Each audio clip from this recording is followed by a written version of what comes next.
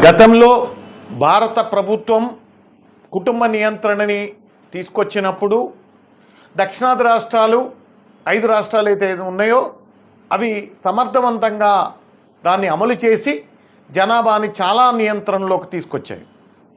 అదే టైంలో ఉత్తరాది రాష్ట్రాలైనటువంటి మిగతా రాష్ట్రాలు, ముఖ్యంగా ఉత్తరప్రదేశ్, మధ్యప్రదేశ్, రాజస్థాన్, బీహార్ ఇటువంటి రాష్ట్రాలు అడ్డు లేకుండా సంతానాన్ని పెంచాయి, కుటుంబ నియంత్రణని పాటించలే.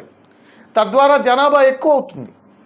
మరి ఇప్పుడు డీలిమిటేషన్ అనే పేరుతోని 131 రాజ్యాంగ సవరణ పేరుతోని మోడీ ప్రభుత్వము ఇప్పుడు చేయటానికి వస్తుంది.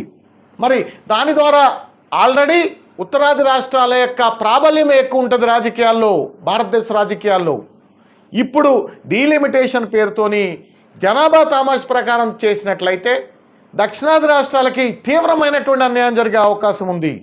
కాబట్టి దీన్ని మేము పూర్తిగా వ్యతిరేకిస్తున్నాం. ఎట్టి పరిస్థితుల్లో కూడా జనాభా తామాష్ ప్రకారం డీలిమిటేషన్ చేయవద్దు. ఉత్తరాది రాష్ట్రాల ఆధిపత్యం పూర్తిగా ఇంకా పెరిగే అవకాశం ఉంటుంది. కాబట్టి దీన్ని నిర్ద్వందంగా వ్యతిరేకిస్తున్నాం.